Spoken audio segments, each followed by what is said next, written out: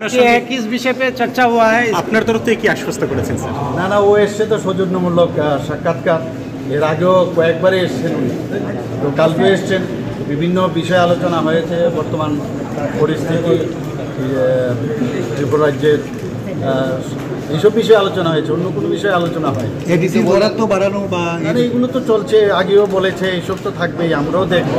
তিনি বলেছেন বেশ কিছু দাবি আপনার কাছে উত্থাপন করেছে, সে বিষয়ে না এগুলো নিয়ে আলোচনা হয়, প্রায়শ আলোচনা হয়, তো নর্মাল আলোচনা, এইরকম না এক্সট্রা অর্ডিনারি কোনো আলোচনা হয়েছে, তো সেইভাবে কথাবার্তা হয়েছে। এডিসিকে সরাসরি অর্থ প্রদানের কোনো বিষয় আছে না, সেই ধরনের কোনো রকম ডিসিশন আমাদের হয়নি, আর সেটা অনেক উপরের বিষয়, সেটা হলে আপনারা জানবেন। সেই ধরনের কোনো আলোচনা হয় যে বিষয়ে আলোচনা হয়েছে সেই বিষয় নিয়ে কী চিন্তা ভাবনা করছেন? না এগুলো তো নর্মাল আলাপ, আসেই মানুষ বিভিন্ন বিষয় নিয়ে আসে, জিজ্ঞেস করে, আমরাও আমাদের আনসার দিই, কিন্তু কোনো কনক্রিট কোনো আলোচনা যে এটা হবেই বা করতে হবে সেরকম কোনো আর ইন্টারলোকেটর নিয়োগ নিয়ে কোনো ইন্টারলোকেটারের কথা শুনছি আমি, আমার কাছে এখন অবধি কোনো খবর নেই।